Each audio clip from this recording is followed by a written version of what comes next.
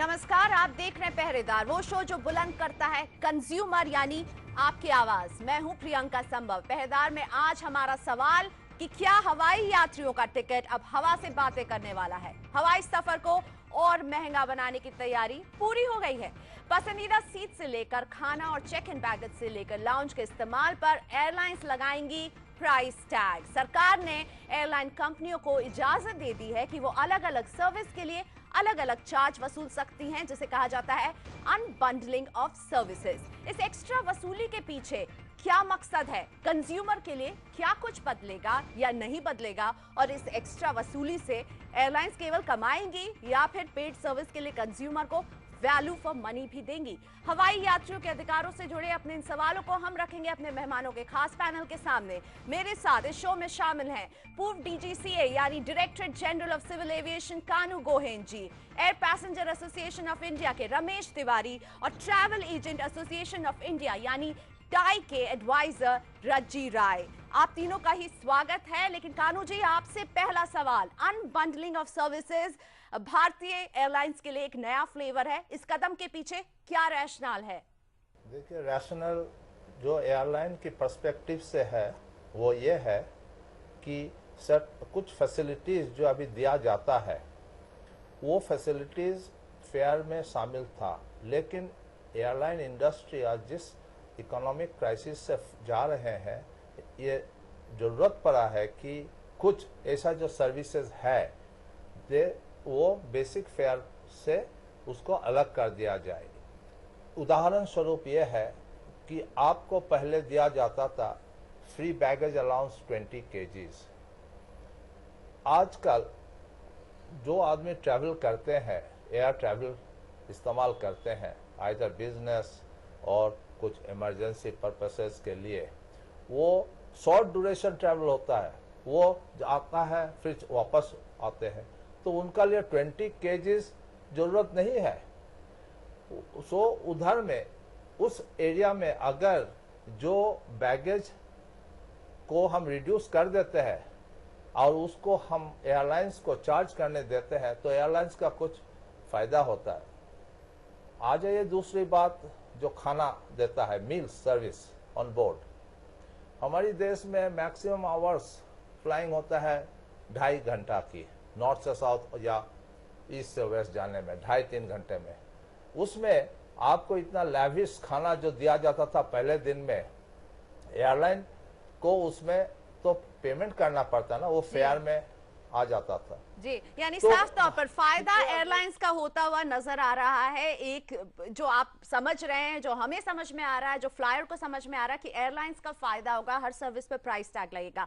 लेकिन पैसेंजर्स का क्या होगा? रमेश तिवारी, पैसेंजर्स के लिए क्या चिंताएं हैं इस अनबंडलिंग ऑफ सर्विसेज से? देखिए, पैसेंजर से इसको कोई फ़ायदा नहीं होने वाला है। इससे जो फ़ायदा होगा केवल एयरलाइंस को होगा। अभी कुछ दिन पहले हिंदू न्यूज़पेपर में एक आर्टिकल आया था। उस आर्टिकल में कौन सी एयरलाइन थी वो अभी मुझे नहीं याद आ रहा है, लेकिन उस एयरलाइन ने वेरी क्लियरली बोला था कि इससे इनके एयरलाइन के रेवेन्यू बढ़ने वाले हैं। इसमें जो पैसेंजर्स होंगे उनका क्या फ़ायदा होगा? जो अभी सर ने बताया है कि जो पहले 20 kg फ्री बैगेज अलाउंस होता था उसको अब घटा के 15 किलो कर रहे हैं। तो उसमें जो अभी 20 किलो का हमको फ्री मिलता था, अगर 15 का वो अभी फ्री में देंगे और अगर हम 5 एक्स्ट्रा लेना चाहते हैं तो वो जो पूरा प्राइस जो हमको देना पड़ेगा वो पहले जो बेस प्राइस था उससे कम होगा कि ज़्यादा होगा? अगर उससे कम होगा तो ठीक है, हमें कोई प्रॉब्लम नहीं है, लेकिन सबको मालूम है कि ये ज़्यादा होगा। सबकी जेब से अब ज्यादा पैसे निकलने वाले हैं। अगर आप एयर ट्रैवल करना चाहते हैं रज्जी राय, तो पैसेंजर को तैयार रहना ज्यादा पैसे देने के लिए। शुरुआत हो चुकी है, एयर इंडिया ने कह दिया कि अब आप 20 की जगह 15 किलो ही फ्री ले जाएंगे। इंडिगो भी यही बात कहती हुई नजर आ रही है।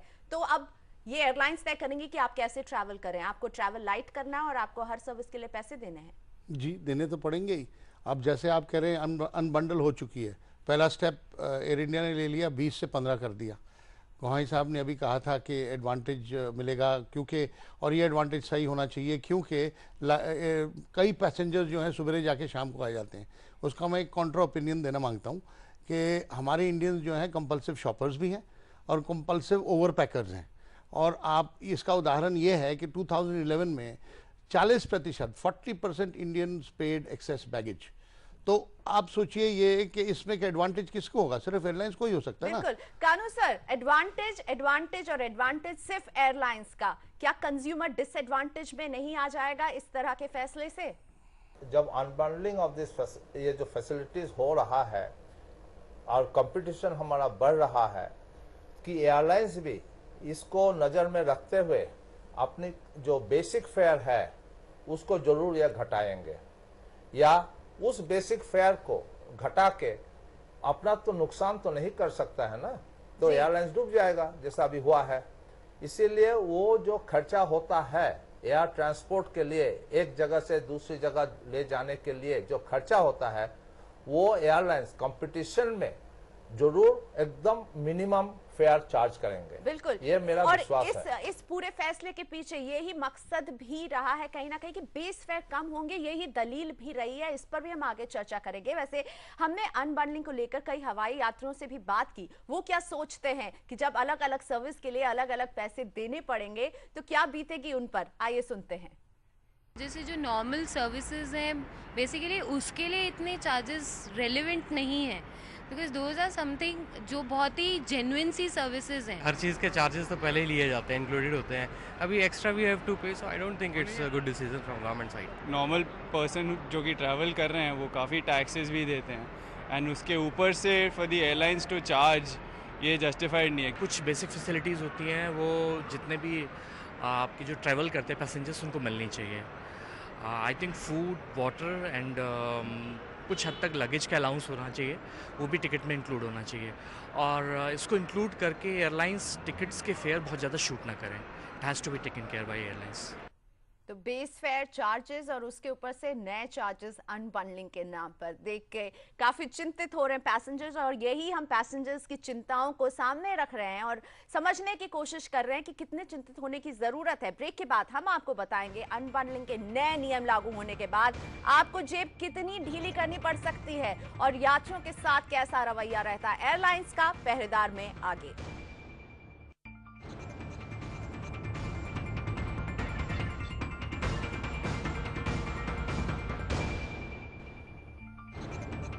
Welcome back. आप देख रहे हैं पहरेदार, जहां हम करते हैं आपके हक की बात। इस हफ्ते हम आपको बता रहे हैं कि किस तरह से आपके हवाई सफर को महंगा बनाने की तैयारी पूरी हो चुकी है। डीजीसीए ने देश में एयरलाइंस को अनबंडलिंग की इजाजत दे दी है। इसका मतलब ये कि आपको एयर ट्रैवल के दौरान अलग अलग सर्विस के लिए अलग अलग चार्ज देने होंगे और कई एयरलाइनों ने इसकी शुरुआत भी कर दी है। इनमें सरकारी airline air India, jet Airways और इंडिगो शामिल हैं। अब अगले हफ्ते से अगर आप एयर इंडिया की फ्लाइट लेते हैं तो 15 किलो से ज्यादा लगेज पर अतिरिक्त चार्ज देने के लिए तैयार रहिए। पहले आपको 20 किलो से ज्यादा लगेज पर ही एक्स्ट्रा पे करना पड़ता था और अब ये एक्स्ट्रा चार्ज कितना होगा ये भी सुन लीजिए। आपको हर किलोग्राम के लिए 200 से 250 रुपए एक्स्ट्रा देने होंगे। जेट एयरवेज भी 15 मई से 15 किलो से ज्यादा सामान ले जाने पर 250 रुपए प्रति किलो एक्स्ट्रा चार्ज लेगी। इसके अलावा इंडिगो ने ऐलान किया है कि विंडो या आयल सीट के लिए 200 रुपए ज्यादा देने होंगे। यही नहीं, पहली कतार में या इमरजेंसी एग्जिट के पास वाली अगर आपको सीट चाहिए तो तैयार रहिए 500 रुपए और देने के लिए। साफ तौर पर अनबंडलिंग एक ग्लोबल फ्लेवर है जो भारत में लेकर के आया जा रहा है। कानू गोहेन हमारे साथ हैं, पूर्व डीजीसीए। सर, आप बोल रहे थे कि अनबंडलिंग से हम बेस फेयर पर देखेंगे कि प्रेशर कम होगा, बेस फेयर कम होंगे, लेकिन ये दलील कितनी दम है इसमें? क्योंकि बेस फेयर एक ऐसा कंपोनेंट है जो कहीं ना कहीं बहुत ही फिक्स्ड आयामों के जरिए उसे बनाया गया है। तो ऐसा ना हो कि बेस फेयर वहीं रहे और यात्री ज्यादा खर्च करने के लिए मजबूर हो जाएंगे। एयरलाइंस जो है, शेड्यूल एयरलाइन ऑपरेटर्स जो हमारे देश में है, कंपटीशन जब इतना बढ़ी हुई है, पैसेंजर्स और उनको चाहिए, तो जरूर वो लोग इस कंपटीशन में रहने के लिए अगर हम ये अनबंडल कर देते हैं ये फैसिलिटीज को, तो जरूर मेरा विश्वास है वो बेस फेयर को भी नीचे ले आएंगे। बिल्कुल, यानी आपको लगता है कि प्रतियोगिता के लिए ये अच्छा कदम हो सकता है। रजी राय, बात हो रही कि अगर आपको शौक है, अगर आपको एक्स्ट्रा सर्विस चाहिए तो पे करने के लिए आप तैयार रहिए, लेकिन ये अनबंडलिंग कंज्यूमर्स के लिए सिरदर्द कैसे बन सकती है? टिकट का वजन कैसे बढ़ सकता है इससे? अभी गोहेन साहब ने कहा था कि शायद हो सकता है कि बेस फेयर घट जाए। I don't agree, base fare तो घटेगा ही नहीं। दूसरी बात यह है, इस अनबंडलिंग से क्या होगा कि कोई भी सर्विस जो पहले फ्री मिलती थी अब पेड सर्विस हो गई है। तो आप ये सोचिए कि एक आपको प्रेफरेंशियल सीट चाहिए तो आप पे करिए, सिर्फ आपको पानी फ्री मिलेगा, उसके अलावा आपने खाना मील चाहिए तो आप पे करिए, आपने अगर लाउंज यूज़ करना है तो आप पे करिए, आपको अगर म्यूज़िकल इंस्ट्रूमेंट ले जाना है, आप एक रॉक स्टार हो, आप इंडिया को रिप्रेजेंट कर रहे हो, आपने म्यूज़िकल इंस्ट्रूमेंट लेके जा रहे हो, पे फॉर इट। अगर आप गोल्फर हो, जो अभी तक स्पोर्ट्स गुड्स आपको फ्री इंटाइटल थे, पे फॉर इट। आप देखते देखते देखोगे तो ये अनबंडलिंग को बंडल करोगे तो ये वेरी हैवी बंडल बन जाएगा। So it can not be nothing but an excuse के जिसकी वजह से the airlines will earn more. Kanu sir, कहीं ना कहीं पैसेंजर्स को महसूस हो रहा है कि उनको कहीं ना कहीं पिंच करने की कोशिश की जा रही है, उनके जेब से कुछ और पैसे निकालने की कोशिश की जा रही है। नहीं, जो उदाहरण अभी मैं सुना हूँ कि अगर जहाज बुकिंग का टाइम में सारे बीच का सीट भर गया है तो एयरलाइन बाकी सीट्स को भरने के लिए बाकी जो एल या जो विंडो सीट्स है वो भी उनको भरना पड़ेगा। तो जो हम कह रहे हैं वर्ड इज प्रेफरेंशियल, आपका जो प्रेफरेंस है, आप अगर आपसे चाहते हैं कि मेरे को विंडो सीट चाहिए, नॉट दैट एयरलाइन जब बीच का सीट भर गया है, प्लेन को बाकी सीट को भरने के लिए अगर वो अपना से दे देता है विंडो या एल सीट, तब वो नहीं चार्ज करना चाहिए। सर, चार्ज तो नहीं करना चाहिए, लेकिन वो तो इस सीट भर के नहीं ले जा सकता है। हाँ, लेकिन चार्ज तो नहीं करना चाहिए, लेकिन इतने तरह के चार्जेस एयरलाइंस हमसे वसूल रही है और एक नया औजार और मिल रहा है चार्ज करने का। जब ये चार्ज तभी चार्ज होता है जब एयर पैसेंजर खुद अपने से एक प्रेफरेंस मांगते हैं, लाउंज का प्रेफरेंस। हाँ, एयरपोर्ट में बैठने का जगह तो है ही, बट लेकिन उनको और कुछ सुविधाएं चाहिए लाउंज में जाके बैठने के लिए। लाउंज में तो एयरलाइन को किराया देना पड़ेगा ना एयरपोर्ट ऑपरेटर को, तो वो कहां से देगा? अगर पैसेंजर को वो लाउंज चाहिए जहां पर मैसेज भी है, जहां पर आपका सुंदर सोफा भी है, उधर बैठना चाहिए, क्वाइटली बैठना चाहिए इन पीसफुल। लेकिन सर, आप कह रहे हैं कि सर्विस चाहिए तो पैसे दो। हाँ, ठीक है, पैसे दो, सर्विस पाओ, लेकिन प्रीमियम सर्विस पर आप प्राइस टैग लगा रहे हैं। ठीक है, जो बेसिक सर्विस है आपके बैगेज को ले जाने पर सर्विस, वो क्यों लग रहा है?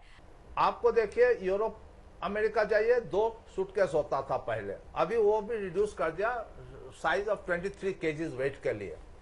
अभी डोमेस्टिक ट्रेवल में जैसा किसने कहा है कि मैं सुबह को जाकर शाम को आता हूं, या मैं 10 दिन का लिए कोई जगह घूमने जाता हूं और 5 दिन 7 दिन 10 दिन का लिए टूरिस्ट बन के जाता हूं, डोमेस्टिक टूरिस्ट बन के जाता हूं, क्या मैं पर हेड इतना बैगेज ले जाना चाहिए?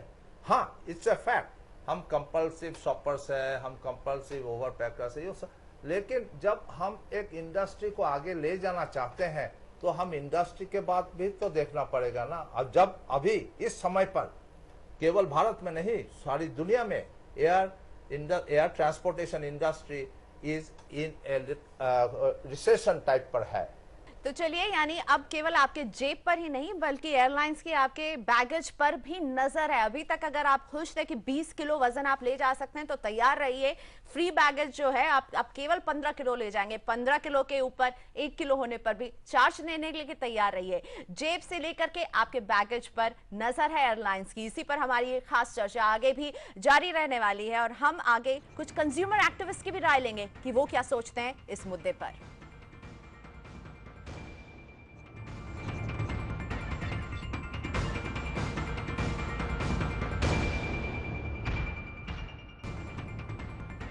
वेलकम बैक, आप देख रहे हैं पहरेदार। आज हम बात कर रहे हैं कि क्या एयरलाइन की हर सर्विस पर प्राइस टैग लगने के बाद कंज्यूमर को बेहतर सर्विस मिलेगी, या सिर्फ ये एयरलाइंस की बैलेंस शीट मजबूत करने और कंज्यूमर की जेब ढीली करने का जरिया बनकर रह जाएगा। एयर सर्विस की अनबंडलिंग को लेकर कंज्यूमर एक्टिविस्ट की राय बटी हुई है। एक तरफ जहां वो इस अनबंडलिंग को एंटी कंज्यूमर बता रहे, तो वही कुछ का मानना है कि अगर इसे सही तरीके से लागू किया जाए तो ये कंज्यूमर के लिए फायदेमंद हो सकता है। ये वो उस हिडन चार्जेस की कैटेगरी के अंदर आती है जिसको यात्री को पता नहीं चलता है और टिकट का चार्ज लेते समय उसी के अंदर ऐड कर दिए जाते हैं। इसको वसूल करना बिल्कुल भी कानून के दायरे के अंदर नहीं आता है। Competition will play a major role. जो सर्विसेज लेना है, नहीं लेना है, कैसे लेना है, वो हर कितनी अभी एयरलाइंस है, ऐसा नहीं कि एक एयरलाइन है, तो अलग अलग एयरलाइंस जो कॉम्पिटिटिव चार्जेस करेंगे तो उसमें कंपटीशन से हमेशा कंज्यूमर को एडवांटेज रहता है। पैसेंजर के मन में लेकिन यही चल रहा है कि उसे अब ज्यादा पैसे देने होंगे, और वही एयरलाइंस जो अपने चार्जेस कभी भी पारदर्शी तरीके से नहीं बताती, या पता नहीं किस किस तरीके से इन चार्जेस को वसूलेगी। और यही सवाल रमेश तिवारी हैं, पैसेंजर एसोसिएशन के, जो रखना चाहते हैं हमारे पूर्व डीजीसीए कानू गोहेन के सामने। रमेश जी, आप क्या पूछना चाहते हैं कानू जी से?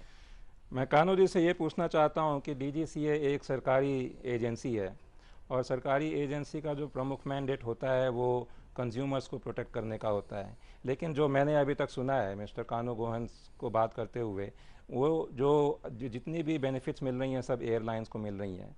इसमें जो पैसेंजर्स का, कंज्यूमर्स को अभी तक कोई बेनिफिट तो मुझे तो मिलती हुई नहीं दिखाई दे रही है। तो वाई इज़ इट कि केवल एयरलाइंस को इससे प्रॉफिट होगा and DGCA is so much bending over backward to make sure that they get all the benefit? आपकी जो पॉइंट है, इट्स कंसीडर्ड कहाँ हमारी गलतियाँ, कहाँ हमारी कमजोरियाँ हैं। इंटेंशंस आर गुड, बट जब हम इम्प्लीमेंट करने जाते हैं तब हमें हैंडीकैप्स काफ़ी होती है, जिससे वो जो आइडियाज़ है, जो पॉलिसी बनाई जाती है या जो पॉलिसी को अप्रूवल दिया जाती है, उसकी पूरा गुड पॉजिटिव रिजल्ट जो उसमें है वो हमको दिखाई नहीं देता है। बिल्कुल यही डर है रजी राय। पॉलिसी बनाई गई है लेकिन इसके इम्प्लीमेंटेशन पर अगर खुद ही सरकार कह रही है कि हम उसे इम्प्लीमेंट करने में कहीं ना कहीं चूक जाते हैं, उस तरीके से इम्प्लीमेंट नहीं होता जिस आइडिया के साथ रखा जाता है, तो ये अनबंडलिंग, भले ही आप इंटरनेशनल तर्ज पर कर रहे हैं, आप जो है बहुत इंटरनेशनल बन रहे हैं, लेकिन सवाल उठा रहा है कि कंज्यूमर कहाँ खड़ा है इसमें?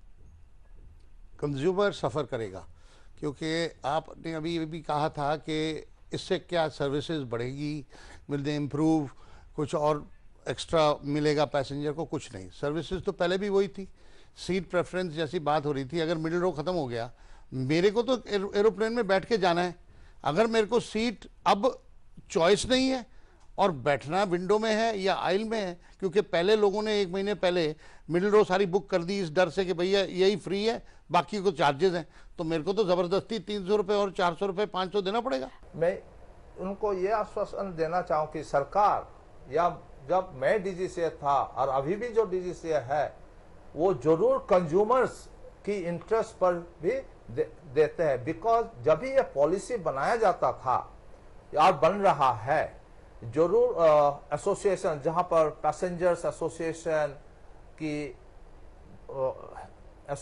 की जो मेन पर्सन्स है, उनको भी कंसल्ट किया जाता है। लेकिन सर इस फैसले को जब लिया गया है, इस फैसले, लेकिन इस पॉलिसी डिसीजन में क्या कंसल्टेशन किया गया है? क्या पैसेंजर एसोसिएशन से कोई बात की गई है? जी नहीं, कोई बात नहीं की गई। हम क्या ट्रैवल एजेंट से भी कोई बिल्कुल बात नहीं, की हम गई लोगों है? को कोई कंसल्टेशन, हमने बल्कि सक्सीडिंग मंत्रालय से बोला गया है कि जब भी कोई डिसीजन ले जाएगी तो हमें प्लीज़ एक बार कंसल्ट कर लिया जाए, हमसे एडवाइस ले ली जाए, या एटलीस्ट हमारे प्रॉब्लम्स को समझ लें कि इससे क्या प्रॉब्लम हो सकती है इंडस्ट्री को, वो हमसे नहीं पूछा गया है। तो पूर्व डीजीसीए का कहना कि इस तरह के जब फैसले लिए जाते हैं तो बात की जा सकती है, लेकिन जो पीयर ग्रुप, प्रेशर ग्रुप के लोग जो हमारे साथ मौजूद हैं, उनका कहना है कि उन्हें इस बात की कोई खबर नहीं थी, उनसे कोई सलाह मशवरा नहीं हुआ है।